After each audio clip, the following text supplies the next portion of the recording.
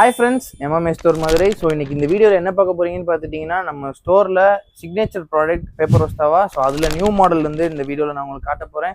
So இது பார்த்துட்டிங்கன்னா ரொம்ப நாள் ஆச்சு. இது வந்து ஆக்சுவலாக நிறைய வீடியோஸில் இது காமிச்சிருக்க மாட்டோம். ஸோ இந்த வீடியோவில் இதை ஃபுல்லாக பார்ப்போம்.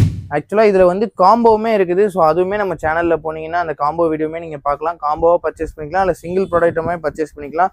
ஸோ அதோட ப்ரைஸ் பார்த்துட்டிங்கன்னா ஜஸ்ட்டு 680ங்க. ஜஸ்ட்டு 680 வித் ஸ்பேச்சுலாவோட வந்துடும்.